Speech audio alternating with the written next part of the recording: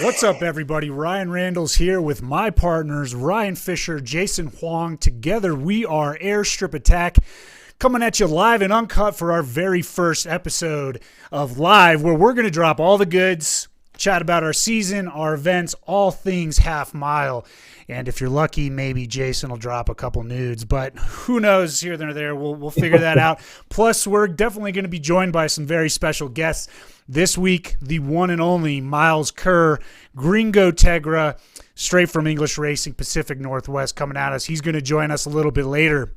But yeah, guys, we're super stoked. We're super amped. The fact that you guys are joining us for our very first Airstrip Attack Live, I think it goes without saying we're all kind of pretty bored and just hanging out. And, I think we're all still cranking, still doing that thing. But I was chatting with Ryan and Jason a couple weeks ago. We're like, you guys, this is kind of like an opportune time.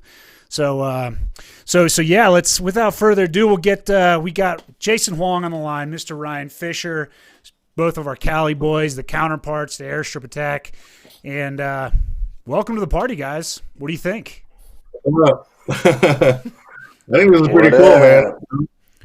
And I think it's a great opportunity to sort of keep in touch with a lot of our drivers, some of the spectators and fans out there, and just to sort of keep Airstrip Attack on the map while we're down right now. But we're really excited to get back to racing real thin.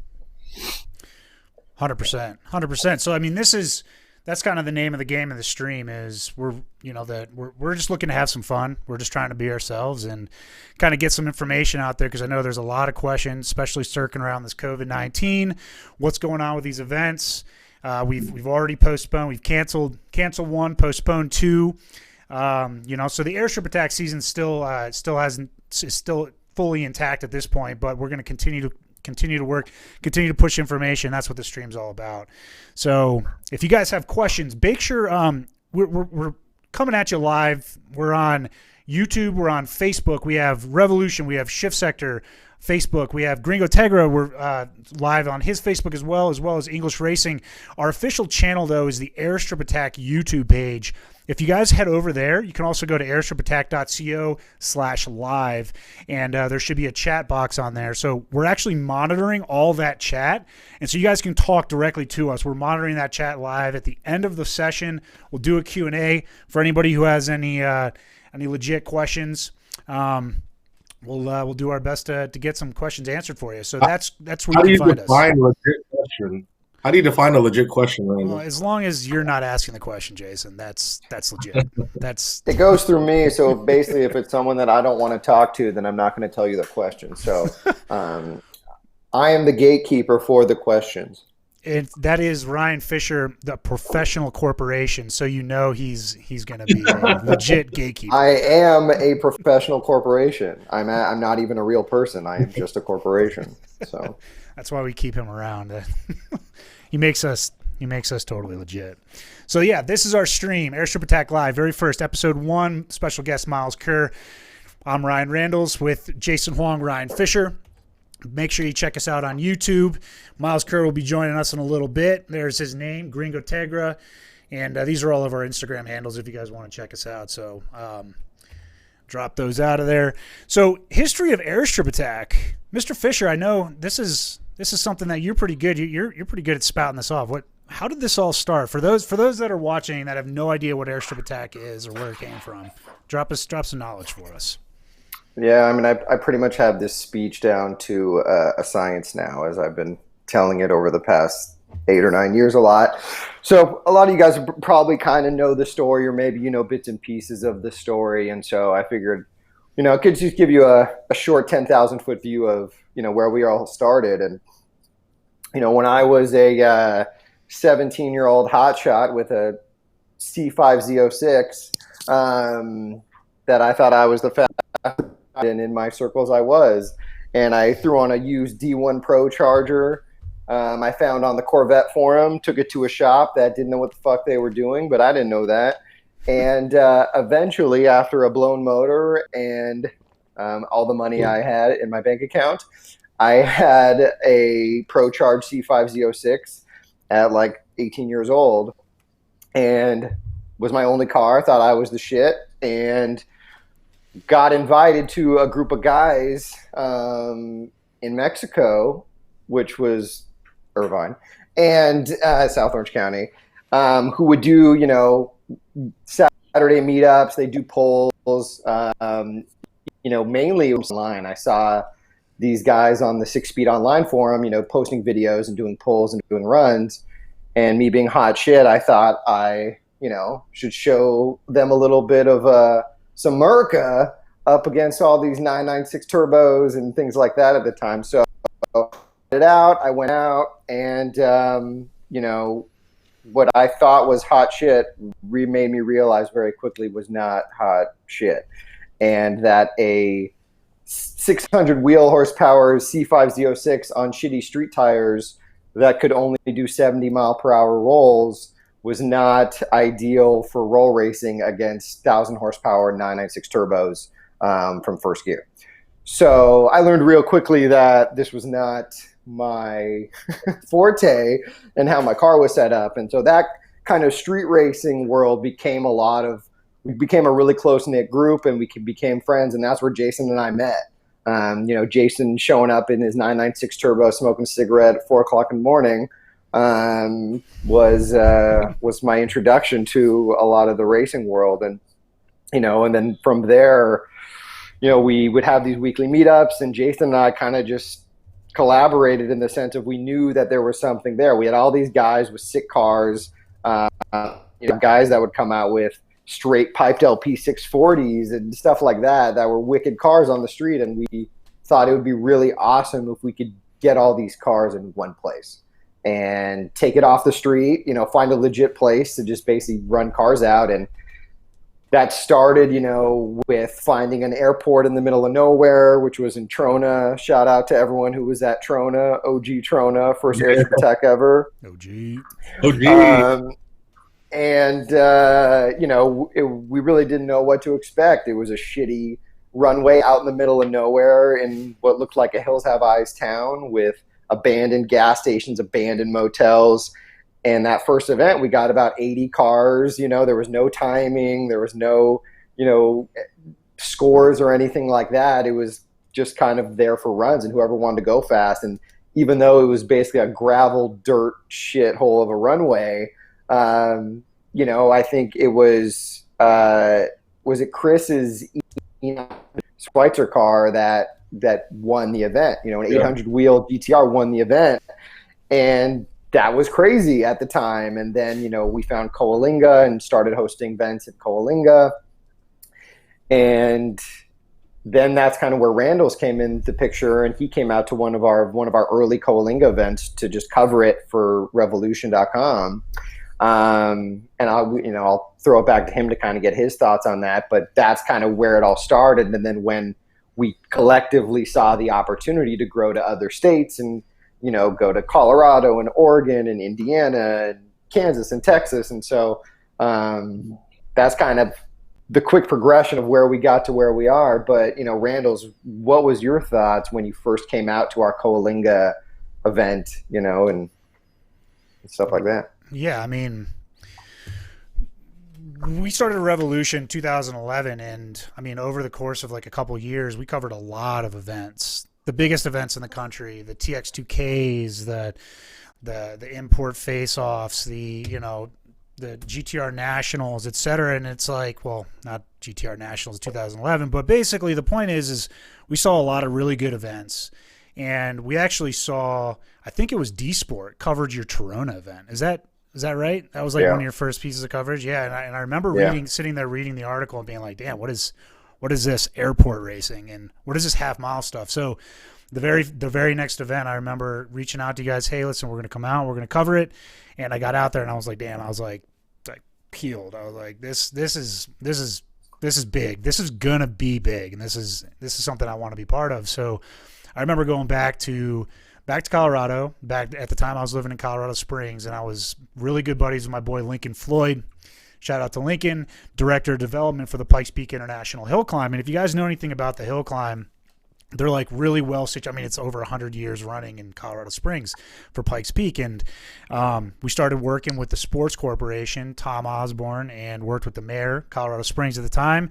And so like, hey guys, like if we could, and I remember like calling you guys, you're like, Randall's all right. Yeah. What's this? What do you want to talk to us about? I'm like, hey man, like, listen, if we can get an airport, Colorado Springs, would you guys be down? And you guys, I remember like literally you were like, yeah, okay.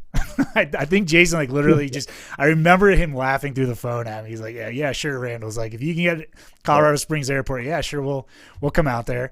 And that's pretty much all she wrote after that. So we partnered up, and I just remember going out to that very first one, and it wasn't necessarily, it was like I went out there for the racing, but when I showed up in like Kettleman City, I think it was, you weren't even at Harris Ranch yet. Showed up at Kettleman City at Best Western, and it was like, dude, it was a hell of a party. I mean, we partied all night long. Oh my God. It was Anybody all night long. who never got a chance to experience Kettleman, man, that was the best. Also some OGs right there. And it was just like, okay, this is cool. And then we woke up Saturday morning, covered the races, and like that was obviously mind blown, next level stuff. And it was just so grassroots, and everybody was just so cool that it was like, all right, let's make this happen. So like that's what solidified it for us is it was the beginning, and it's just continued to grow since then.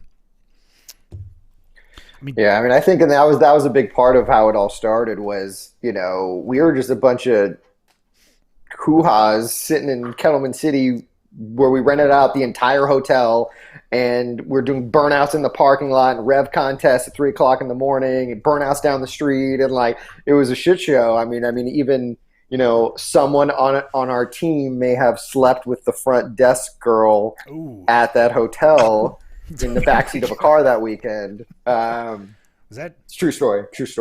But it was definitely a different time. We kind of got a little corporate, when we went to Harris Ranch and started kind of, improving and upping our stat in society. But yes, with the OG days, that's for sure.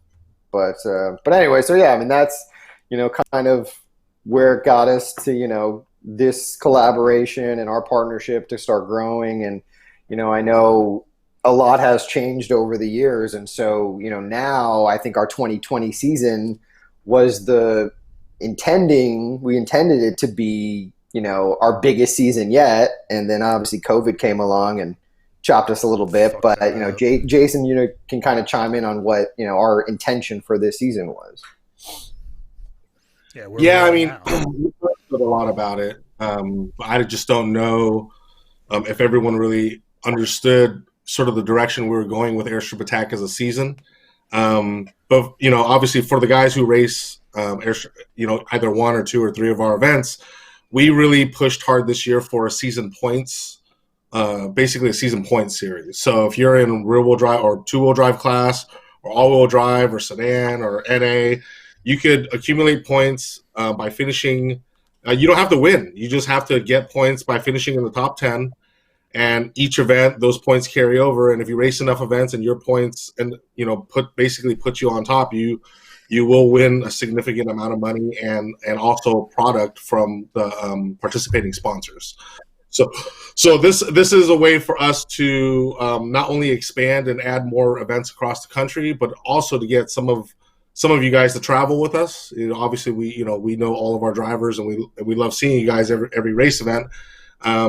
But I feel like it allows us to make the event series a little bit more legitimate, allows us to put some money and cash prizes and product prizes into the hands of the guys who are committed to the series. And honestly, I think at the end of the day, we're also in the process of creating, I think, half-mile superstars. Like if you win season one and you win the next season, I mean, you're going to be notorious and recognized as the previous season's champion. People are going to be gunning for you. And that's the kind of competition that we want to create. So by adding more events and more states across the country, putting more money and product prizes in your hands, we're hoping to accomplish that. And so far this year, we still have all of our events on the schedule. So the season points series is still going to happen. We just had to reschedule so far 2 of our events. that have both been successfully rescheduled, which I can't tell you how much work that is, but I'm thankful to have Randall's and Fisher as business partners because we've been able to successfully reschedule 2 events.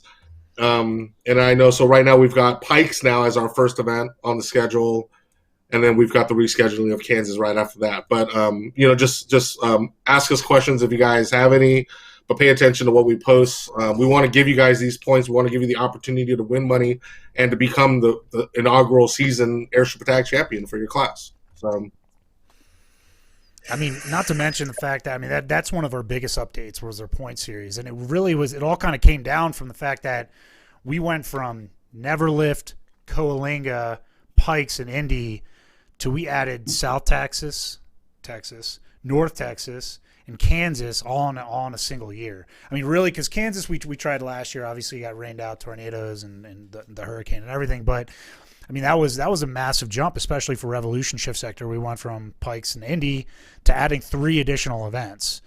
And that was a big thing. So finally we had that ability to okay, we can call this a real series now. And it's like, let's build this out the way that we've always imagined to do it. So that was big. And hopefully we can make this thing happen. I don't know. This COVID thing though, I mean, it's elephant in the room. What dude, these COVID updates. So here's let's talk about that for a sec, because COVID-19 is impacting us in a great way, and I think it's obviously impacting just about everybody sitting around watching this in some way, shape, or form. And so obviously our 2 April events, Neverlift was canceled for you guys, and that was a hit.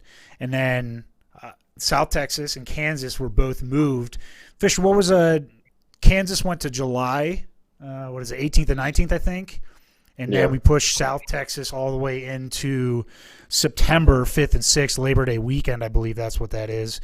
So that was, I mean, that's a huge impact for us. And because we were supposed to be in the throes of it. It's kind of lucky because I just had a baby 5 days ago. So otherwise I'd be in South Texas, Hondo, Texas, instead of holding my wifey's hand and giving birth to a baby. But more on that later. We'll get to that. So here's what we know. South Texas has moved, and that's still a go, very much so. Kansas has moved to the middle/end of July. That's still very much a go. And that kind of brings us to our next event, which is Pikes. So, from an impact perspective, because we're getting questions asked every day. Hey, what's going on with Pikes? Should we expect that this is going to happen? Are you guys going to push it? Here's the lowdown. This is where we're at. Is number one, there's several factors that go into figuring out whether or not we're going to cancel or most likely postpone an event. And there's number one, are there any government mandates preventing us? Like right now, we're all in quarantine essentially, so we couldn't have an event even if we wanted to. Number two, and this is a big one, is social responsibility. And it's like, okay, even if there wasn't a government mandate, if we host a huge event with thousands of people, which Pikes is our biggest, that's our Super Bowl event. That's usually 8,000 to 9,000, 7,000 to 9,000 people, depending on the year and the conditions. But if we were to host an event, is it a good idea? I mean, do people want to be there? I don't know about you guys, but if we had our event in June, it could go one of two ways. It could either be like nobody's going to show up because everybody's terrified of COVID, or like we're building diamonds right now and everybody's under pressure and they really want to get out and really don't care about what's going to happen. They're just screw it. So there's that. Everybody shows up. Everybody shows up. Yeah. So again, going back to it, it's whether or not we're allowed to have it, social responsibility, and then there's a big factor that people don't realize when you host an event. It's we're not going to Bandamere, we're not throwing a concert at Red Rocks. This is we rent out airports, and guess what business has taken the biggest impact? Well, one of the biggest impacts from COVID-19, and that's the airline industry. So one of the double-edged swords with working with a primary commercial service airport of Colorado Springs is it's significantly impacted by COVID, and they have a lot of resources that essentially, they're down to skeleton crews. So it's difficult for us to submit FAA applications to host these types of events. Not only that, but they're getting daily calls from DIA and all the major carriers, United, Delta, Southwest. They're like, we need to park airplanes. So guess what happens if you have a bunch of airplanes parked on a runway or a taxiway? You don't have a race. So we're not quite there yet, but that's the questions that we're continuing to ask ourselves. Will we be out of quarantine? Is it socially responsible to host an event? And there's always that chance that, like, you know, maybe it's not a spectator event for a year. That's a very real possibility, just so that we can continue hosting the events and keeping going on. But we don't want to do that. I mean, we have such an amazing thing with Pikes. We want this to continue to go on in the way that we've built it. So, and then the third part is whether or not the airport can actually sustain hosting an event. So that's we're in constant communication with the airport, with Colorado Springs Airport. Luckily, our smaller airports are not as impacted by COVID-19 at this point. So that's still something we got to keep in mind. But that's where we're at with Pikes. So as of right now, as of today, June 20th, 21st is still the date for Pikes. And we're going to keep holding to that until something else changes. So unfortunately, we're kind of in a holding pattern, but continue to book those hotels. And that event's going to happen. And we're hoping it happens in June. And we're hoping that over the next couple weeks. And another thing, just to comment, because people are commenting it, you know, for guys, I mean, we still do have guys registering for Pikes right now. And I know there's uncertainty, right? You guys, we're all in the same boat, whether, you know, we're even allowed to have it. So just so you guys know, if you do register for Pikes and it gets postponed, just like our other events, you know, we'll honor it, moving to the new date. And if you can't make the date, then we'll refund the registration. So you signing up and committing to it, you know, really has zero risk for you guys and actually helps us commit further resources to it when we know people are committing to the events. So, you know, a lot of guys are hitting us up saying, oh, you know, I know I'm sure you guys are hit pretty hard. What can we do? Well, just sign up for the events that you want to race. And if the event doesn't happen or you can't make that event, then, you know, we'll. And that goes for spectators as well. So, like, if you guys purchase spectator tickets and the event's postponed, we'll give you the option to basically get a full refund, or the ticket just automatically carries over. So that's for everybody involved with the event, and that's an important part. Fish. So, like, what happens when an event is canceled or postponed? I mean, we had a lot of problems with getting insurance this year. Yeah, you know, a lot of you guys don't know what happens kind of behind the scenes, and you know, one of our biggest challenges in general for what we do is getting insurance. And there's a million types of insurance, and given what we do, it's a very unique specialty event, and getting insurance alone is almost nearly impossible to get that. And several years ago, you know, basically close to when we started, we finally secured insurance with the proper carrier, and we've been working with them for years. And at the end of last year, when we went to re-up for this year, we were basically told that they wouldn't be renewing our policy, and which was blindsided us. We've never had a claim. We've never had any issue. And then we later learned that last year in the motorsports world, there was a really bad accident that had nothing to do with our events. And because there was a significant insurance claim, that all the other carriers basically looked at all their policies again and say, okay, let's cut out the risky stuff and keep what we know. And even the less risky stuff still went up in policy premium significantly. And so we basically had to run around here in a climate where, you know, insurance, no one wanted to write policies for things that were risky. And, you know, if you were having a track day or, you know, an NHRA ruled drag race event, you know, they have programs for that. So although it likely went up in cost, they could still write those premiums. For stuff like what we do, they basically said, we're not even going to touch this. We don't know anything about this. We're not going to deal with this. So honestly, the last 3-4 months was a nightmare just securing the proper insurance. And even though we found insurance, it's costing us 3 to 4 times as much as it has in the past. So, there's a lot that goes in behind the scenes that a lot of guys don't know. And, we really haven't upped our registration prices ever. And costs keep increasing and things like that.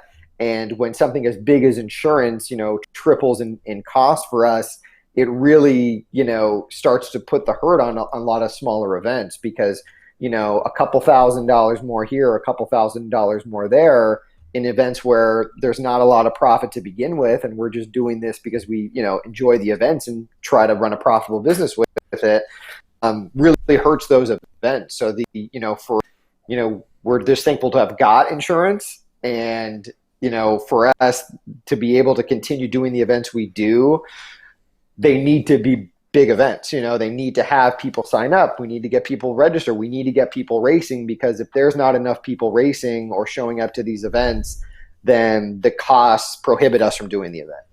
So, this year was kind of an all-in year for us where we added a point series, cash prizes, and our costs went up significantly. And we're still committing to all that. And, but it really goes to show, that we need your guys' help to just come to the events, race your cars, show up, whatever it is, it helps keep these events alive because as costs keep increasing, at a certain point, if the events, aren't successful enough or don't have a good enough showing, it doesn't make sense to do them. And I think it's fair for you guys to know what's going on behind the scenes for us. We wish it was just, every year is just flip on the switch and everything's the same, but it's just not the case. And, with the insurance we have, we're stuck paying the premium regardless of if the events happen or not. So, whether COVID cancels the events, a lot of guys say, oh, well, they have event cancellation insurance. No. One, event cancellation insurance doesn't even cover pandemics. Generally, it's an exclusion. So when you think a lot of these events, they say, oh, well, they didn't have to shell out anything. They just canceled it.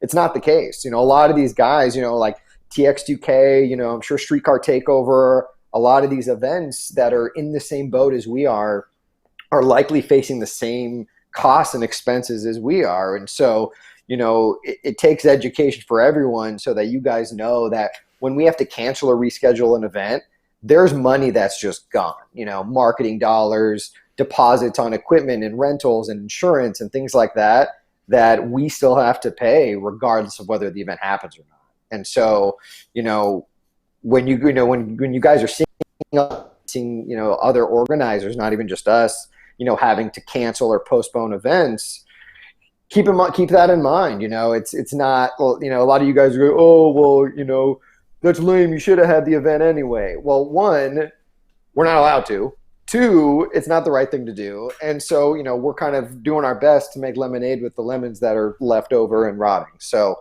I think it's good for everyone to just know kind of some of these headaches that not only us, but other event organizers are facing, because it really is hurting our industry. And there's a lot of events that you probably won't see anymore because it's not profitable to do so.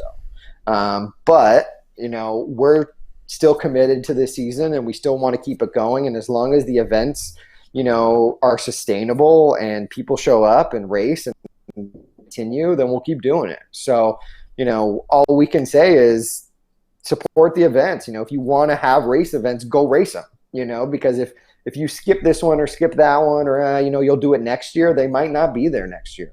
And that's always been a risk, especially with us, with airports and FAA compliance and insurance. And there's a lot of factors that are out of our control. But anyways, enough of me being cranky. That was our legal. Sure. That was our legal input from a professional that corporation. That is Ryan J. Professional Corporation talking to you. I am a professional corporation. It's important. Those are good. I mean, I'm glad we got to update everybody, but I personally want to know, like, Ryan, why don't you just keep going with this? Like, I want to know what Ryan Fisher has been doing the last 3-4 weeks of quarantine. Like, what's life like for you? Because for me, it's been one hell of a party. But I mean, why don't you tell us a little bit about what have you been up to, Fish? Well, as you can see, this is my home office. Thank you, Alex Murtaza, for this picture, this lovely piece. I mean, for me, it's not the end of the world. I'm not married, no girlfriend, no kids, no pets. So for me, it's a lot of solo time and, just staying inside. I'll take the Ford GT out. I'll take my Mustang out and try to crash into some crowds, but there's no crowds to crash into, so it kind of defeats the purpose of owning a Mustang. But yeah, and I mean, a lot of you guys know that, in addition to Airstrip Attack stuff, I'm also an attorney. And so those two businesses are still keeping me really busy. There's, a lot out there right now. And on the legal side, for example, a lot of people are, trying to keep their businesses afloat, start businesses. I'm helping a lot with that. A lot of estate planning, people are now realizing people can die. So people have been putting off doing their wills and trusts and things like that. So I've been doing a lot more of that. And then on the financial advisory side, now has been a great investment time. I mean, it's a rocky road with all this stuff, but there's a lot of money to be made in the market if you, invest smart and have a long-term time frame. So I'm just helping clients, prepare for the future and make money. And so that's kind of what my daily life has been. And aside from the car stuff, it's kind of it's a simple life. But I know Jason woke up like 30 minutes ago, so I'm sure that kind of gives an indication of what his COVID life is like. But yeah, Jason, what have you been up to? I mean, I think all the days we just sort of blended into one. So instead of I think it's been like 3.5 weeks for me. I've pretty much I've been really compliant and just stayed home, and just finding ways to hang out with friends. We get on Zoom together, play like Modern Warfare.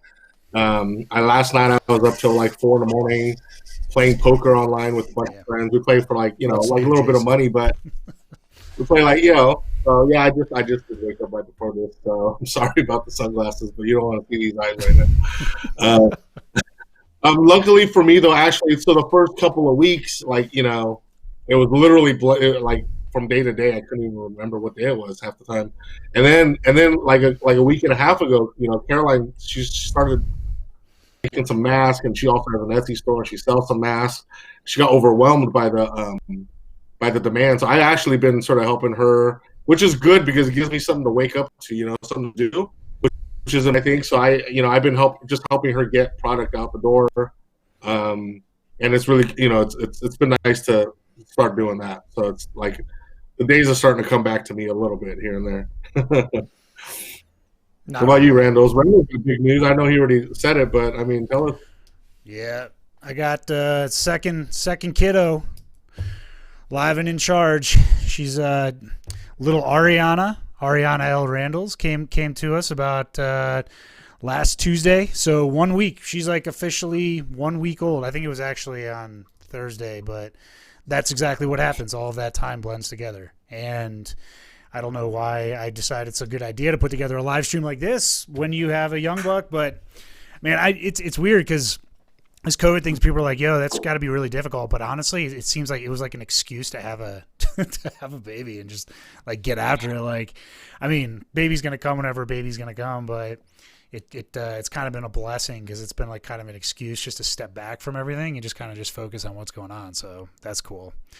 But aside from that, I've just been playing a lot of VR. Valve Index, what's up? Half-Life, Alex, what's up?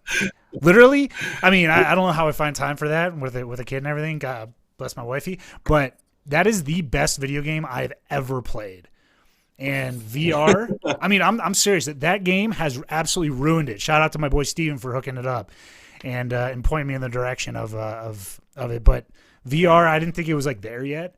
And actually, I started playing Dirt 2, which is incredibly difficult, but I was blown away. So if you guys ever have a chance to pick up a VR headset, check out Half-Life Alex, because I'm telling you, you will never look back. You will go drop $1,000 on a VR headset, an Index, and whatever else you need to build your computer to run it.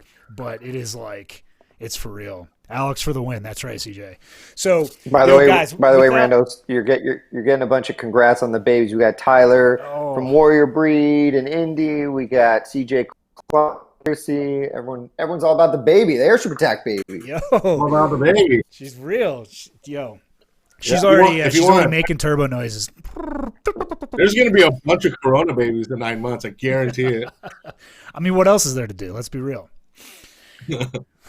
So, guys, let's do this. How about this? So, without further ado, we like to introduce somebody who goes by many names. Gringotegra, the Mr. Myles Kerr. Let's see if we can get him online. Hold on, Myles Kerr, are you there, brother? Wait, no, you're not there yet. Hold on a sec. Let's see, Myles, are you there? There he is. Myles, what's up, G? Oh man, this is something different. Welcome to the party, brother. This was me, and this is from Atif. He found this on my Facebook and had it sent to me, I don't know, a couple years ago. So I That's great. Little shit I used to be and still am. Let's see if we hold on a sec here. We're gonna lose our audio here for a second, but let's take a look at this real quick.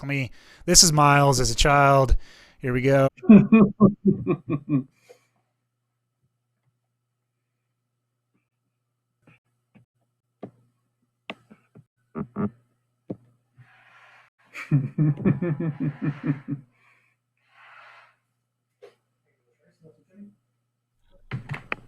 That outfit. Yeah, totally tell that's Aaron. Man, if we had a picture of what she looked like back then, it'd be pretty impressive too. So I'm sure most of the people watching this live stream knows who Myles Kerr is, but for those that don't know who he is, he's got the Gringotegra.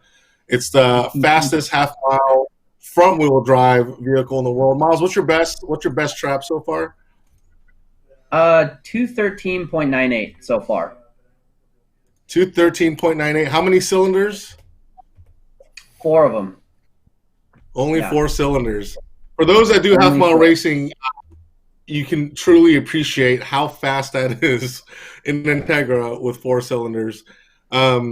We've known Myles for a long time. I think English Racing came out to maybe our second Coaliga event. It was a long 2013. Yeah. So we've known Myles, for a really long time. And Myles, when you first came out, and you had the Integra back then, and what was your first event with us? The very first event, I think I got 2 passes. The first one was 160 something, and the next one was 173. And I think someone called it what's this jalopy doing here? And it's always stuck in my head, someone's what the heck's this guy doing here? And so that one ended up, it blew the motor on that last pass, but it did 173, I believe. Damn. I mean, so it's been how many motors have you gone through in that car? I could go through the entire list. I do remember every motor in the last 10 years in that car, but let's just say there's been probably a combine of 6 motors and head combinations. There's been a lot since day one though. So, since 06, it's had probably 5 or 6 motors in it minimum. So, what have you been? Of iterations. Obviously, COVID affects everybody. how's it affected you? You're obviously at English Racing right now. You're working still. I can hear Jimmy in the background laughing. So, for yourself and also for the shop, how are things been going?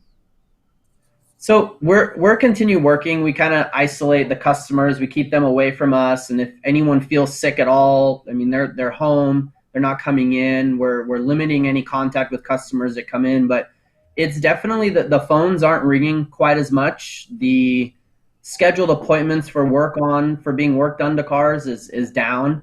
The tuning, oddly enough, we're booked out till pretty much the end of the month on tuning right now. But the work coming in there, it's everything's kind of slowed down. And I feel other than maybe grocery stores and, food places, I think everything's kind of slowed down a little, I would imagine. Everybody's taking it for sure. You obviously you're not going out on Friday night, Saturday night. What are you doing with time at home? Funny enough, I bought Forza 7, and I've been racing with a customer of mine, Daniel, quite often on that. And we're trying to get Jimmy involved in it. He said he's going to come kick our butts because he's got this little simulation, and I've just got a joystick and a controller, and I'm still going to whoop on him. So, yeah. Okay, well let's get back to racing in general. I mean, obviously we're gonna come back, and right now on the schedule, Pikes Peak Airstrip Attack is the first event coming up. I mean, it seems like your favorite event of ours on the schedule. That seems to be the one that you always try to make. You want to tell us a little bit about what makes that event and that location so special? Yeah, I like that event because, I mean, if you have the turbo to make more power, so if you're, for example, if you're maxed out at sea level on a turbo, you'll go slower up there. If you have plenty of power left to make up there, in theory, you should always go faster. Less air resistance, the traction, the track itself is really good. And it's just my favorite event because it's also the biggest event that you guys do. So the most people come around. The venue's awesome. When we used to stay at the Cayenne Resort, I mean, that place was awesome. And just everything about that event is the best in my eyes. Traction wise, I mean, the people, just where you're at, and the mountain in the background. It's just a beautiful place, and I just love that event for all of those main reasons. Yeah, I mean, all those pictures that come out of that event with with Pikes Peak, in the background, it's like that. That's just something that everyone's going to want to print and put on their wall, right? Because you're an Integra. Actually, earlier this year, you told me that you were going to go faster this year at Pikes. You didn't want to tell me how much faster, but you've got something in the works, don't you? I haven't actually got anything in the works right now because I anticipate it. I don't know if it's gonna happen, and I've just been driving the car around right now, enjoying it. I think I put 100 miles on it this weekend, but I have a few things that I was gonna do that should help it. I don't know if it's gonna have its. My dream was like 220 this year, but I don't think it'll do that. I think if it goes a little faster than it did, like 215, maybe 216, would kind of be my true goal right now. I just don't know if I'll get another turbo on it between now and then. Sandbag it, son of a bitch. Nobody believes you, Myles. I mean, let me interject real quick, Jason. Hold on one second. I got this video actually from that racing channel of Myles doing his 213 pass. I'm going to toss this up real quick. Here you go. So just let's see how we can make this work. Why no 214 though? Why no 214? Well, because no.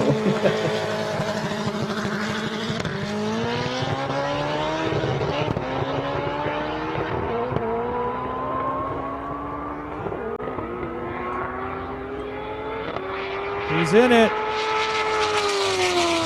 Look plenty fast to me. What's that going to be? Jimmy loves hearing his voice too. Oh, that is a 214. I don't care what you say. That's a 214. That is a 214, and that is Jimmy sounded so good on that. Yeah, I know. Jimmy, you hear yourself there? Of course, I know he's in the background.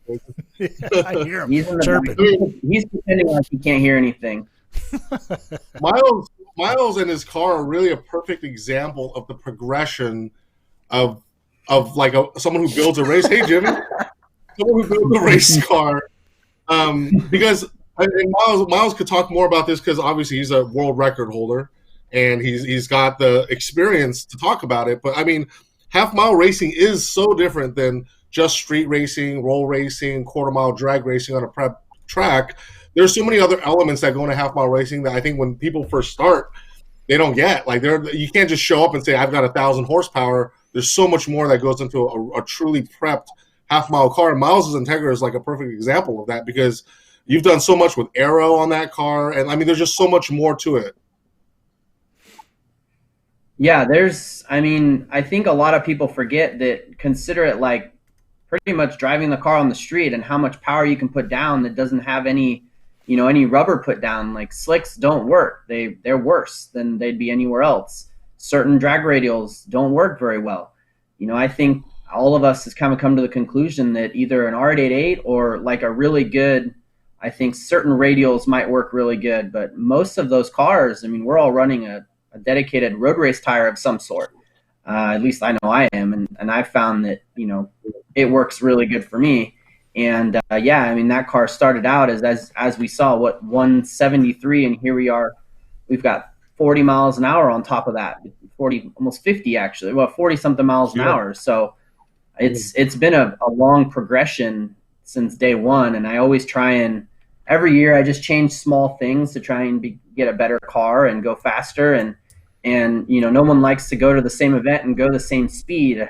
And so I think I did that one year, and I was pretty bummed at myself. I'm like, man, what did I do wrong? Like, where did I go? So for me, it's always 207 miles an hour. Yeah, it's really disappointing. Yeah, I know. Yeah. I think it was more back in like 2016. I think I went to Pikes Peak and I went like 190, and then I went as at another event, and it didn't go any faster, and I was bummed. And then Oregon came around. I did the 198, and I was like, man, like 200 is actually not that far away. And so I revamped the whole car, made a lot more power, and I think that was the year it went 201 in 2017. And I knew then, I was like, man, like I saw where it blew a head gasket right in the middle of fifth gear, and I'm like, this thing's probably going to go 205, 206. I thought the next year, I think it went 2, and then it chucked a rod. 7, then chucked a rod 8, I think. And, kind of part of it. And I would do 210 after when it chucked the rod at 208, because I'm like, I just need another 100, 150 horsepower, because everything else is working really good. So, 2019 came around, and I'm like, I got this bigger turbo, I got this more power, let's try it. And I think I went 209 or 208, 209, and then I wasn't launching the car, it was just rolling out. And the next day on Sunday, I think it went the 211 and the 213. And even after the 213, I was like, I'm pretty sure this thing's going to go 215, and which is kind of where it would be right now if it went. I think that's where it would be if I go out again this year. And I know that because of how fast your car is and the fact that you're an Integra, that's 10% the cost of some of the builds out there. You've got some haters, right? I always see it. There's always guys online who, you do your half of that too. You like to call people out, race me at TX2K, come find me at Airstrip Attack. You like to call out these guys in the GTRs, R8s, Huracans. As you should. Like who are some of your biggest haters out there? Let's hear about it. Biggest haters, man. I don't really know who the biggest haters would be, but I can tell you that there was a group of people last year at Airstrip Attack that really kind of at Pikes Peak that really stuck me bad with what they had said. And I don't know if it was the alcohol speaking or what, but ever since then, I've definitely. Yep. Who was it? Hopefully he's watching this. Who was talking trash? So I think what happened was like I took second that day, and I was like, man, I'm pretty sure it's going to go better. And I think an engineering guy, Colin, he said something, and then Cowell comes up, and I'm pretty sure he was drunk. So maybe it's the alcohol talking. That'd be my guess. Yeah. And he's like, well, what did you do today? And I'm like, oh, I got second. He's like, oh, so you didn't get first? I'm like, no. He's like, oh, well, we did. And I was like, okay, that's cool. We'll see how tomorrow goes. So of course, at that point I'm like, man, that just like was like, it felt bad. I'm like, I'm in an Integra, and here you guys are with twin turbo Vipers. So being even close to you guys feels pretty good, regardless of what's done to my car, right? And so I think next day though, the guy in my class didn't go faster than 209, and of course I poke at them every once in a while because of that day, and that's the only reason why I usually don't fights unless there's a reason behind it, and that's a pretty. I think a good.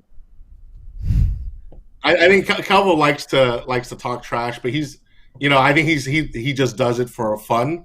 but it is always good to see a little bit of trash talking out there and some good competition. So, I mean, however we look at it, no one ever winning against an Integra or losing against an Integra. So, regardless of what's done to it, I always have that, I wanted to bring up it's a feather in your cap. How about? I want to bring out, so from what I can recall, because it's been, you've been racing with us like what? So for like 7 years now. The best race I've ever seen you do was against Aaron at Never Live 2018. That's probably like the best race I've ever seen you be a part of. The worst race I've ever seen you be a part of was when you lost to Mookie in Oregon. What's up with that? Yeah, that was pretty solid. Yeah, that was you guys 2015. so long. Huh? That was 2015, pre-Motec, pre-Dog Box. Yeah. Okay, well, you did lose. That one must have hurt. That had to hurt. We actually came up 1-1 because it was who was going to be the fastest and who won the race. So I was faster, but he won the race, and that day. So. And in the end, there was money on it, and in the end, I think we just called it even. And of course, when I beat his mile an hour, he was like, "I'm not gonna pay," rah rah rah. And then we raced the next day, and I think I lost. And I was like, "Well, I guess we'll call it even then." Well, you still lost to Mookie, and that's gotta hurt. I did. Gonna rub it in, Jason, or what? I gotta call it both ways, man. I gotta call it both ways. Hold let's on. get out of the racing thing real quick. Sure. There's one thing about Myles, because Myles is he's one of the best personalities at these events. I love hanging out with Myles, and it's funny because you can watch this switch in Myles, his psyche change when he gets competitive, dude. Just you need to seriously, he's gonna part the waters, he's gonna do whatever it takes to win, and I love seeing that because it's everything. It's happy-go-lucky Myles, and all of a sudden it's game time. Let's do this, and it's awesome to see. That does happen. It does. Actually, let me ask you a question, Myles. I think you're famous, and you are famous, and you know this. You know you're famous, and a lot of people know you for a certain thing, and a lot of and this is of course not the Integra, it's not English racing, it's you personally as Myles Kerr, and they know you for something, and I'm wondering if you know what it is. Do you know what? In your head, do you know what it is that I'm thinking that people think know you for? One of two things, my guess. Okay, all right, one of two things. Number one, and this is there's no question about it. The most thing I think you're famous for is your carne asada. Carne asada. You make a mean carne asada. Okay. Yeah, I tried that. That was my first one. That was my first one. I was thinking the food. Yep. The food. Is that what you were thinking? The second thing. The second thing is your booty. You got a big old booty, and damn, that thing is fine. There it is. I knew it was on the tip of your tongue too, Myles. Randall's, you're not the only one. We got Kenton commenting that about Myles' big meat. We got Chrissy saying how yummy it is. We got Nicene saying Myles has the best meat. I mean, take it for what you want, but I don't think they're just talking about carne asada. I'm going to leave it at that.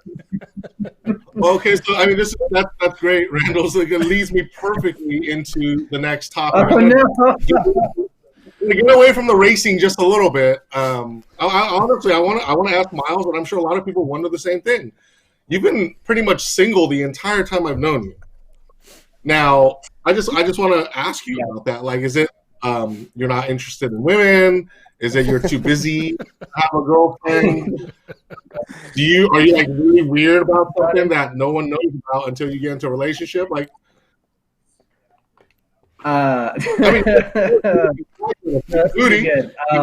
has a car. He has an Integra. That's what it is. He has an Integra. And you cook mean carne asada. What is it? You're still single. Yeah. So, I've met girls over the years and kind of gone out with them. And I think I took one girl in 2014 to a shift sector event, and it's hard to find a girl that kind of understands that if I'm at an event, she might barely get to talk to me at all. And a lot of them really just don't understand that. And I think it's hard to find someone who's going to be supportive, but also is interested somewhat, like I've gone both ways. That's like you go with the girl who's a car girl, or you go with someone who doesn't know anything about them and they're just very supportive. But finding the one that's like there is difficult, and I don't really waste time, or don't feel like wasting time with them if they're not going to be if they're not someone worth being around. And I pretty much find out within the first month. I'm like, yeah, this isn't going to go any further, or yeah, it will. And that's kind of where I leave it. It either goes further into something else, or it's like, yeah, we're just not, that's it, So, yeah, that's all I can really say. Do you have aspirations? Do you have aspirations to find, the woman of your dreams, to have a family, or is that really still secondary to your career, to your racing? Definitely secondary. Yeah, like it's not in my, I'm looking everything I want to do to get married or get a girlfriend or a family. Like I love kids, but I still don't know if I want kids. And most people, I feel like by now they kind of understand if they want kids or not, being, I'm almost 33. So, like I said, I love kids, and I would never mind adopting a kid. I just don't know how, until I find the girl that's like, what, boom, she's the one. Like I only want kids with her or something. I think I'm just going to be me until then. Yeah. I mean, you want a girl that obviously loves you for who you are and supports what you do. I remember there was this chick, Hannah Sawyer. She was really into you. I mean, she supported what you wanted to do. She was really into the racing. She liked racing guys. I mean, what happened with that? That's like a perfect. What was her name? Hannah Sawyer. Yeah, that's her name, I think. Hannah Source. What happened to that one? I mean, she was all into it. She was, and that's a rough one, Jason. Oh, man. Let's just. I mean, I think it was next week, 2016, 15. Yeah, 15. Yeah, so 5 years. Yeah, ago, she was long around like a puppy dog. Yeah, where's Myles at? And I will go out on record and say nothing ever happened physically between us. So let's get that out of the way right away.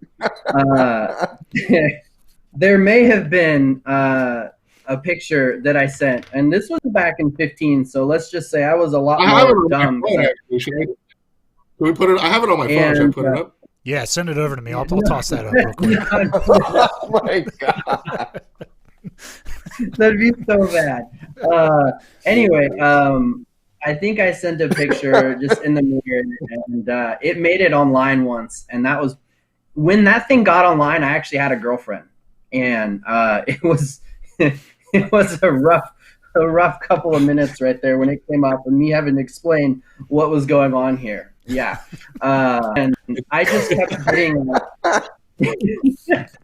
I kept getting like my phone number must have got posted on Craigslist or something, because I kept getting dick pics out of nowhere, and like oh my god, like I still think on blocked numbers I have like 50 blocked numbers on my phone from when that went down, and yeah, so I don't know if she was just very possessive because I said no, and like some girls don't like that, like I don't know what happened, but there was like a light switch that went from like kind of a normal person to fucking psychotic.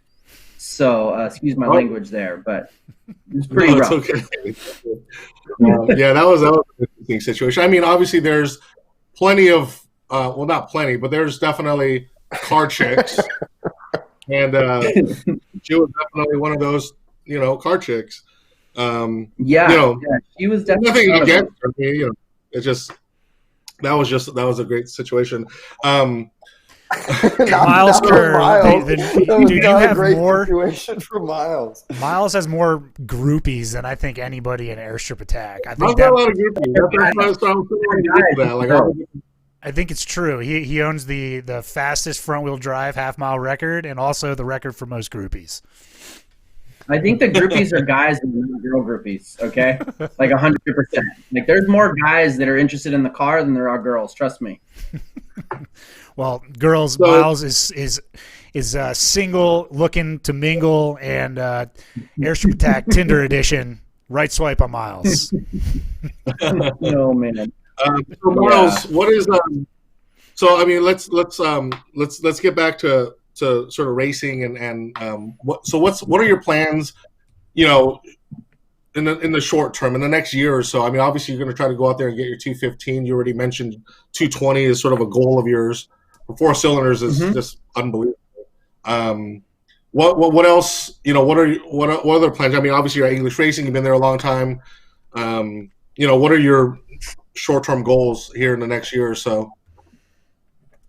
For the car, I think there might be with all the stuff that's going on with all the Hondas and becoming all-wheel drive, there's a very good chance that the car might end up with a differential in the rear and a drive line and an all-wheel drive style car. I kind of figured until I hit that 220, 250, I don't know why that came out, but 220. Ooh. I figured once I hit 220. Yeah, busy moto over here. I know. Yeah. Once I hit my 220 that I want, I think that the car will end up in drive of some sort. You know, I don't know if it's going to be, you know, just a different motor, like a completely different, like a K series with a you know, all-wheel drive, or if it'll stay B series. I don't know yet, but I think that's going to be in the short term. And once I do that, I don't know how much faster it'll go. It might go slower. You know, I don't really know yet. So, but that is kind of my goal, my short-term goal. I still want 220 is just kind of that. It's like a round number, you know, and it's like out of the. I think Luke told me last year when I was thinking 215 or 210. Anything more than 210, he's like, man, you're putting your goals up way up there, and I'm like, yeah, but I think I can do it, you know, and I still think it can go 215, maybe 216 right now. Hey, one of these days you'll be able to catch up to Busy Moto. One of these days, you know, you'll get to the Busy Moto level. Only one of these days.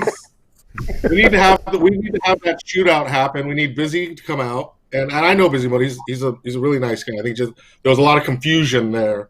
That's not necessarily all his fault, but I know it would be great to see Busy show up. It would be great to see watch you race him. Maybe get frustrated out. And Aaron, little 4-way. Yeah. I can tell you who would win that in a drag race. Hey Myles, what do you have to say against all those guys that say, oh, you know, Integras can do 200 in the quarter. What's the big deal? You know, there's a lot of guys talking shit that's saying, oh, well, front wheel drive cars have been doing that for years. You know, what do you say to those guys that don't know? I mean, so the easiest way to put it is really my car is all of what a sport front wheel drive Integra is, just about 100 pounds heavier, but it's not set up like a drag car, right? I don't have as much weight over the front tire. I don't run the big wide front end, but the car would do of what those cars do. I'd imagine if I ever truly set it up to drag race, you know, it should be a mid 8-second car at 180, 185 miles an hour. I mean, that's just what the power to weight says it should do. And if it was set up right, it would definitely do that. And I think a lot of people just don't understand that that's what happened. You know, that's really what the car makes. It makes the same power and goes just as fast, or should be just as fast, as every one of those other Integras or front wheel drive cars that runs in the quarter and are mid to low 8-second cars. You know, like I said, the only difference is they have a ton more weight over the front tires, which would be the only difference between me and them. I have a bigger turbo. I make more power. I run less. So, you know, everything about it says I should be able to go just as fast. But, you know, we can all talk about doing something. Doing it's another story. Amen. True that. Amen to that. All right, let's get back. Let's get to this. We have a few questions here. We call it sort of like the round table kind of thing. Randall's, why don't you bring up some of those questions there we got written down? Sure thing. All right, so the way we're going to do this, a little round table, it's going to be Myles. We'll start with you, and we'll just go we'll go clockwise. So Fisher, myself, Jason will end with you on each one of these. And very first one, your favorite Airstrip Attack event to date, Myles. Oh man, I think last year. Because I went the fastest I ever been, and we had the Kennedys there. They went the fastest they'd ever been. We had the Rudines there. So all of us set like big personal records, and just between the customers and friends and everything, I'd say that was my favorite. That was my favorite so far that I've been to. So Pikes Peak 2019. Shout out to Peter with TX2K right there. I heard that Freudian That's slip. you. I do like those events, but Pikes Peak Attack for sure. I would say last year was the best in my eyes. Sweet. Fisher? Best Airstrip Attack event. I would have to say year 2 in Oregon. So that was probably what, 2016? 2016. Yeah, I think that was an epic event because that was when it was Giddy, the Fowlers, Lucas, like everyone was just battling out at this like 250 plus mark, and it was just so insane at the time. And then and also I remember that event. You know, we basically were only allocating like 2,000 spectator tickets a day, and they sold out. And I remember there was a guy who paid like $600 for a spectator ticket just to get in, and he had like a Ferrari F12 or something. And I remember that. we were trying to it's just ironic because if he would have just showed up to the driver's gate, we would have let him in race, and he could have actually raced for a third of that price. But he paid like $600 to get a spectator ticket, so that was pretty epic. Randall, what about you? Yeah, I was going to say 2016 Oregon for similar reasons, slightly different. I just remember like tensions were high. I had just had young buck number 1, McKenna. She was only she was like a month old at that point. It was all right, let's call it what it is. It was a good escape to go out and hang out with the boys, okay? And showed up in Oregon. Dude, I just remember we had Jeremy Green produce that video for us, and I remember him telling me, he's like, this smoke. If you guys remember that, there was like the wildfires, and it was like it was like Armageddon, and we were just tearing it up at the airport. And it was just like this weird end of world feeling, and it was like the most badass event. And it's like that event was huge, and that was just like it was like that with like the overall feeling, the racing, the sheer turnout. I mean, people, like you said, people were dropping $600 for cash. Like, that was awesome. And you know what? And this is kind of funny that I honorable mention here is actually not an Airstrip Attack. It was when we pulled roll racing from the event. I remember specifically was it your first or second Never Lift event? I was out covering it. I think I was there running support for timing and scoring. And I just remember it was the first time you guys implemented the new format for racing, which was basically having the qualifiers, the semifinals, and the finals. And I think that was when you went toe to toe with Aaron Myles, and it was like, and I also remember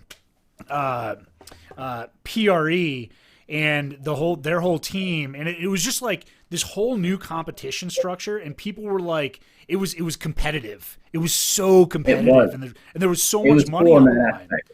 And it was the first time, and I don't feel like we've really achieved that quite yet. We're still working towards that and getting those cash payouts for Airstrip Attack. But I just remember that was such a cool, like, seeing that level of competition and just seeing the PRE guys. They were like, you know what? And there was like, there was strategy going into it. And I know that strategy continues to go, but it was like, I was kind of like sitting behind the lines and just kind of like just listening and talking to people, which I don't really get to do a lot when we're hosting the events. So it's just like, it was a cool perspective to see the amount of strategy and competition coming to the table for that. So that was something that was neat. That was neat. There was definitely strategy, because I remember, really at that time, the only competition I had was Aaron, right? And Aaron blew the intake manifold off his car. And so I turned my car down and ran like 2 tests of the day. And then it wasn't until the next day Aaron got his car running again. Oh, crap. So, like, I might have to, like, really turn my car back up and make sure I stay ahead. So I think I went like 204 earlier, and then I turned it up. And in the finals, I ran the 207 against Aaron. And so, yeah, the strategy was same thing in 2019. I had to end up doing that. I turned the car down and ran it until I felt like I wanted to go faster and turned it up. So, yeah, there's definitely a strategy there. It's like a whole nother level of strategy. I mean, it's new, and as we continue to change the rules evolve. Now with the point series stuff, it's like all you got to do sometimes is show up, and there's that cash payout at the end of the year. So again, all stuff in due time that we're going to chat about. But Jason, what about you? What was your favorite Airstrip Attack? No question, say the same as you and Fish. 2016 Oregon. Honestly, like everything about Oregon, it's so heartbreaking when we lost that event. Like I felt like someone just took a part of my soul. I love McMinnville and that airport and everybody that we got to go back and see year after year. It was just so special to me. Caroline loved it. Like we really fell in love with that town and that region. And we'd go early and we'd drive up and down the coast and the restaurants and just everything about it. Like Pacific Northwest is so beautiful. But that year, because I just remember like Giddy and Luke and Kevin and Richard, like they're like, "Are you really going to cut it off at 5?" I'm like, "Dude, I'm cutting it off at 5." He's like, "But what if we have to get a run in?" Because you guys were literally leapfrogging each other every run. So it was almost like the person that makes the last run was going to win. And I remember sitting there watching Luke make his last pass with Richard and Giddy sitting right at the start line. Like, if Luke takes it, then we're going to go. And it was like, Yeah. And then Luke went, and he didn't beat. I think at that time it was it Richard? Yeah, Richard is the one that won. He didn't beat that time, and then Richard and Giddy were like, "Okay, that's not enough time for him to come back around and do another pass." And they were like double checking with me. They're like, "If he comes back around and it's not 5, you said no more running." I'm like, "Yeah, that's it." I'm like, that's it. They were like, "Okay, we don't have to run again." And they took at that time. Richard took the world record in his Huracan, and it was so exciting. Like, if anything, like all these years, we've had so many video crews come out, and we've had different deals with Discovery and whatever, Esquire channel. If they would have filmed that weekend, like literally, it would have been a huge hit because it was so exciting. So, I mean, that was my favorite event, and Oregon today is still my favorite like venue. Like that location in McMinnville is just amazing. So I think I'm going to have to go back on 2016, and sorry, because that's the day that on the way to the event that Saturday morning, my car blew. I don't know if you guys remember that. I remember. Trailered it to the shop, had someone bring me down head studs and a head gasket from Speed Factory in Tacoma, had the car up and running that night, drove back down, I think 2 or 3 in the morning, and the next pass the next morning was like 198, and it was like 8 miles an hour faster than ever been, and it just like, how did that happen, and how did that, I forgot about that until you guys started, and then all the drama with the racing, yeah, that was a really good event. That's up there with number 1. Yeah, for sure. I'm going to interject real quick. So I don't want to digress too much because we got one other question to ask about our favorite Airstrip Attack stuff on this roundtable. But Jason, I know it's going to pop up in the Q&A. You want to drop some details about Oregon? I mean, we want to come back.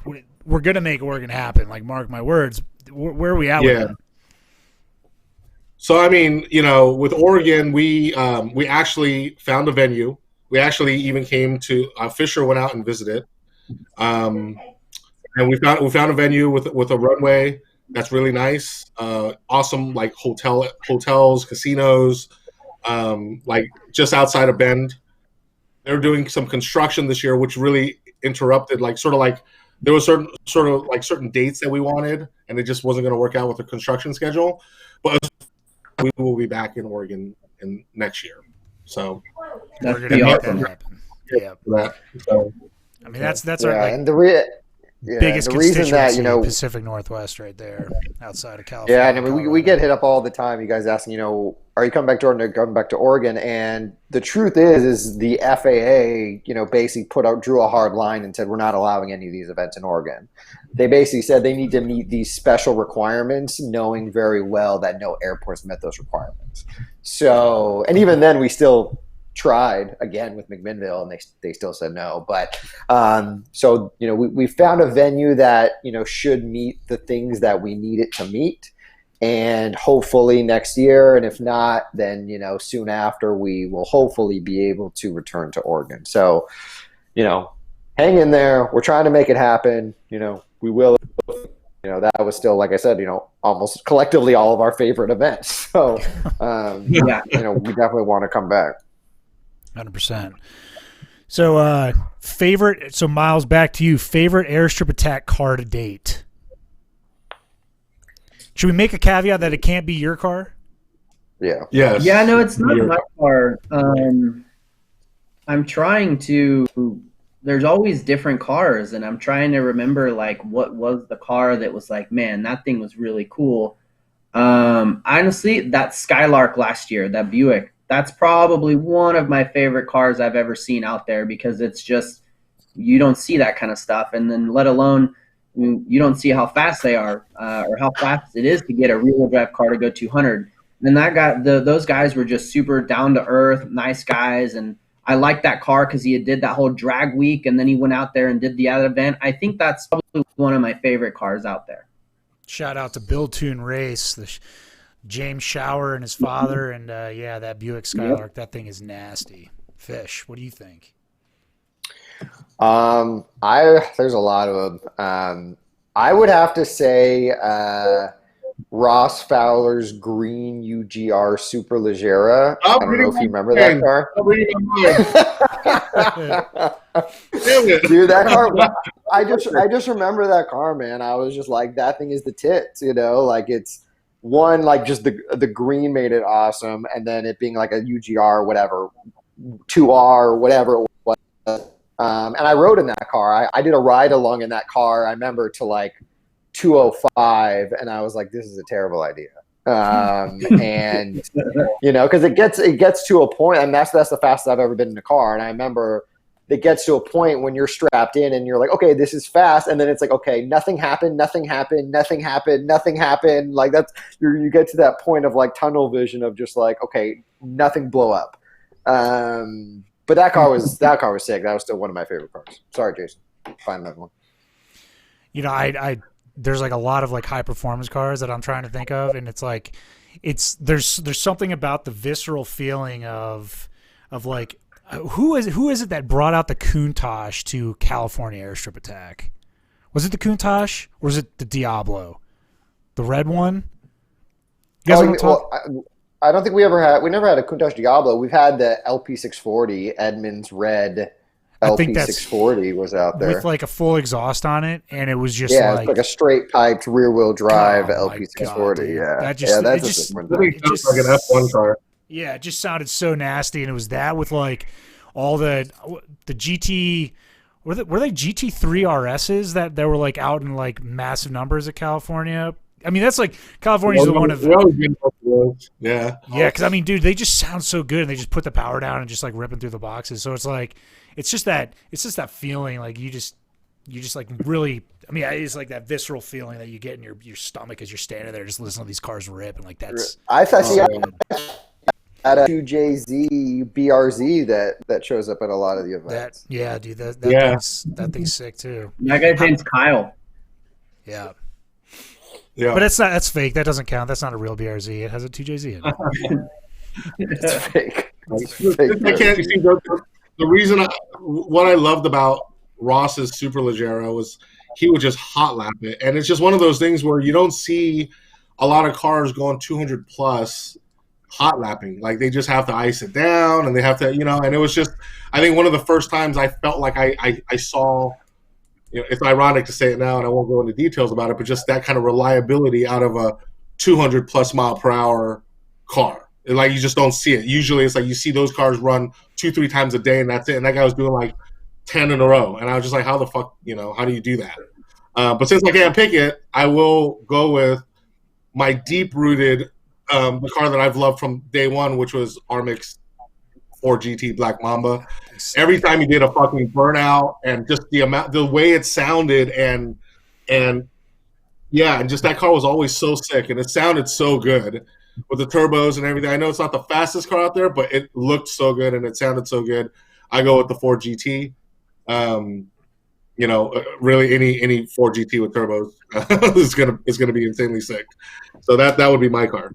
I mean, honorable mention, I think it goes without saying, is Joshua Kalis's, 69. That was, I mean, come on. That's a good one, too. Does that even count? I mean, All right, so you guys want to do these other ones, or we want because I know we're kind of wrapping up on time. What are you thinking, Jason? You want to not? Q&A. Yeah, let's. I mean, I know we have some really good questions. Yeah, Fish, you wanna hit that? You want to knock that back? Yeah, I mean, I think Oregon was a big one, which we addressed. That we're working our way to come back. We have a potential venue, and if things go as they should, then hopefully next year or the year after we'll be back. So that addresses that. Myles, someone asked you why you also drive an Integra as a daily. And one Integra wasn't enough. He basically drives the stock version of his as a daily. That's exactly, yeah. That is the new daily. I kind of always dreamed about having another one that was identical, and it popped up earlier this year, and I was like, man, like it's not that bad of a car. Let me go get it, and got it, and it is a pretty much the same version of my car in 2006 when I bought it, like 100 to the T, like 100%. So yeah. They're easy cars to work on. I kind of know them a little bit, and I wish I had more spare parts from all the years of what I did with the other green one, but I don't anymore. So deciding what I'm going to do with it is up in the air. I feel like I want more power, but at the same time, I know where that'll go. So I think I'm just going to leave it. I don't know yet. That Integra Live. All right, how about another one from Myles? What is the best build or your favorite build that English is, aside from your car, obviously? Ooh, I know. There's a couple of those. But you want my personal opinion, and it's from driving it last year. We built a Supra for a customer named Daniel. And, man, I've never driven a Supra in the past. I've never driven, a 97 or whatever, and I drove that car, and it makes just a 1200 wheel. I'll tell you what, like I literally fell in love with that car, and every time it's here or I get a picture of it from the customer, well, it's here right now, so it's like back in my spot, and that car is just everything about it. I'd never driven one, and it takes 1100 wheel in third gear, and it handles well, it stops well, and then just everything about that car is pretty much my favorite.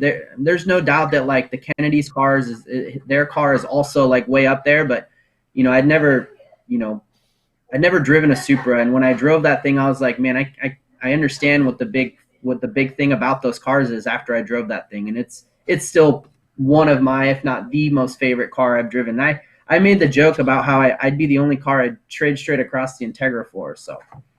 He hasn't taken me up on it. I think there's something about like the early days of like single turbo Supras, like I remember watching videos in like when I was like 16, 17 in Florida of like these 1,000 wheel single turbo Supras doing like fourth gear pulls on the highway, and I remember I always just wanted one. I'm like, that'd be such a highway monster. Just have the sounds, the noises coming out of that engine, like during school up, man, everything about him is just like, man, I don't know. I understand it now. I've driven one. I get it now. Yeah. I also Another love question. The white Rudine GTR is a really beautiful build. Yeah, it's no doubt. I mean, 100%. Yeah, it just I've never driven that car, so I guess I can't say. I bet if I drove it, I'd be like, you know what, that's my favorite car too. But when I drove that car, just what it was hard to not fall in love with that car. So Kevin Cox, what up, Kevin? He's asking us what changes have we made since day one that have made the biggest difference to make the events better. And I mean, I think my opinion on that is I think every event we learn things, and I think where, for example, we started with roll racing, and then we did a combination of trap speed and roll racing, and for us we saw kind of the drama that unfolds with like roll racing, and obviously other events have had their own levels of drama with that. And so I think for us, it's a learning experience, right? And so I think for us, in my opinion, getting the race structure down that can still be quantitative and competitive.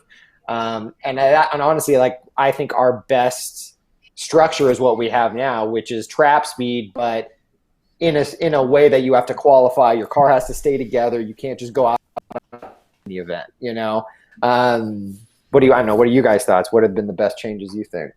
What do you think, Jay? I mean, I agree with, I think that what people don't see is behind closed doors. Myself and the two Ryans, we talk a lot about how to improve these events, and a lot of it comes down to competition. At the end of the day, we know probably there's a third of you guys that come out just to have fun and stuff, but a lot of guys take this form of racing seriously. A basic trap speed competition can get boring at times, both for drivers and for spectators. I'm really proud that we've continued to push to try to find ways to make it exciting. I know the format we launched a couple of years ago really all the improvements that we made on the timing side to automate things, where people didn't have to stop or slips. There's just, I think for us, it's taking one thing that we knew that we could quantify, like Fisher said, in terms of trap speed, and then putting all our eggs in one basket, trying to make that experience the best possible for people. I think has differentiated us from other events. And then that, I think, along with what we've been pushing the last year and a half is safety. I think I know that may not necessarily improve the experience for drivers, but I think it's important for the longevity of this sport is to take the safety seriously. And I'm really proud that we've been able to implement that. Some drivers know from last year, when we told them we couldn't race anymore, that we do take it seriously. So I think when you combine all of that and then our big push towards the season point series, I think we're going in the right direction into making this a really fun, safe sport that hopefully can keep happening for years to come. So, 100%, and I'll second all that too. And one of the big things for us too is kind of the unsung heroes of our events is our team, and it's investing in our team, giving them the tools, the processes, and more importantly, being able to do these events more often makes these events way more efficient. And our team kicks ass. I mean, that's our core team. I'd run through, but I know I'd forget somebody, so I don't want to offend anybody. But it's a big thank you to everybody that comes out and is part of these events. Without you guys, we can't make these events happen. And I think that goes to the efficiency piece. It's we're a well-oiled machine at this point. And by adding 3 additional events, these events are only going to get better, more consistent. And it's not I think with Pikes we kind of went a little bit more corporate with the event. Fisher mentioned that earlier in the stream, but at the end of the day, it's more about safety. It's consistency and expectations, and when people show up, they know what they can expect from our events. And I think that really goes to show. And I think that that's what separates us from our competitors and from the other events, and that's why we're still doing what we're doing. So, yeah. Yeah, Myles, what about you? What you've been coming to these events for years, so you've seen a lot of changes between the time slips to getting electronic to the race structure to the classes we've changed around. What do you think has been the good and bad? I'm not gonna lie, I kind of miss the slip that has the mile an hour that you get to take a picture of next to the car. I kind of miss that. The automated system is honestly much better. And because at the end of the pass, I'll go and look at my phone. I'm like, yes or no, I suck or I was good or whatever. And so that's cool. But I do like that competition that you guys did because it gives more purpose. It's you know what? Hey, we have to go out in this time. We have to make a pass. If we have any issues, we're going to miss it. And you can have a fast speed of the whole day, but then you don't get anything. You don't get anything after that. So that competition side really is good.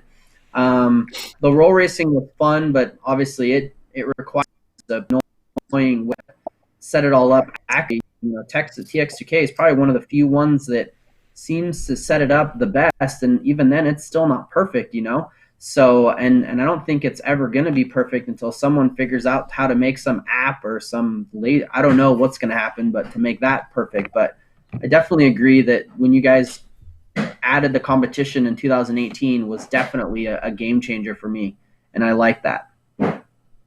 Even on the losing side, you like that because you can make the finals like Myles did, but it still comes down to that final race, and that's when you broke the drive shaft against a car that was trapping 150 or something. That guy went home with $2,500 beating Myles Kerr because Myles Kerr didn't make the last pass of the day. So But I mean, I think that's what makes it exciting. Or else everyone pretty much knows who's going to win. So yeah, I love the side of things. Nothing is guaranteed in racing ever. Yep. Ever. All right, guys. So, Fish, you want anything else that you wanted to hit on, or you? No, I mean, there's always more questions. So it's for sure. Well, guys, we really appreciate you tuning in and asking those questions. Make sure you tune in next time. But real quick before we dip out of here, Kansas Airstrip Attack. That is officially.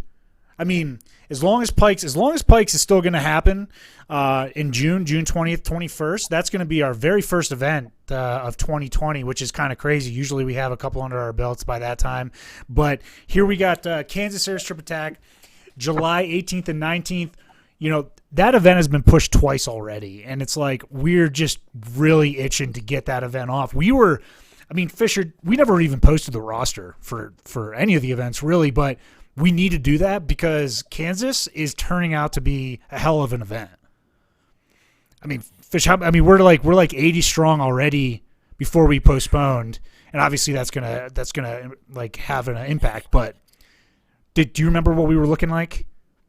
Yeah, I mean, there were a lot of good cars signed up, a lot of domestic stuff, and I think it's always, for us having a first time event somewhere is always a big question mark. We don't know who's going to show up. Are there going to be a lot of previous competitors? Is it going to be new people? And like I said before, in the crazy climate we're in, with our costs, guys, if you guys want us to come to Kansas and keep coming to Kansas, then register and show up and race. There's not a lot of half-mile events in that part of the country. As of right now, there aren't many half-mile events at all. So, if you want to try to keep it around, all we can do is, keep these events going and get people to show up. So, Yep. So, Kansas Airstrip Attack, July 18th and 19th, Independence, Kansas. And Jason, you were out there. Actually, both you guys were out there. I didn't have an opportunity to go out there quite yet, but that is a town that is super stoked on us coming out, and we're really excited to be out there. An amazing airport, nonetheless. So records will fall. Hopefully, July will cooperate with us. We're trying to make it out there. So again, July 18th and 19th. Round 3 for Kansas Airstrip Attack. We're going to try to make that happen. It's not an if, ands, or buts. It's going to happen. Pikes Peak Airstrip Attack, June 20th, 21st, Colorado Springs Airport. That is our Super Bowl. You know what that event is all about. We're super stoked. As that event just continues to get bigger, if it happens in June, it's probably going to be the biggest event we've ever had. What can I say about that? We want that to happen. But again, that goes back to social responsibility, making sure that everybody's safe and whatnot. So June 20th, 21st, Pikes Peak Airstrip Attack. Those are our next two events on the docket. We're really excited and officially kicking off the Airstrip Attack 2020 season and our point series. So that is our stream, guys. Hopefully you guys enjoy. We definitely went a little bit over on time, but hopefully you guys all enjoyed us. I know myself, Mr. Huang, Mr. Fisher, Mr. Kerr, we enjoyed being able to sit here and just yap with you guys for an hour and a half, and that's Airstrip Attack Live. I think we already have a date set for our next. What is that? June, April 28th. I think is 2 weeks. Yep, April 28th, Tuesday, probably same time, same place, airstripattack.co/live is our official channel. Our YouTube, check out our YouTube for Airstrip Attack, youtube.com/Airstrip Attack.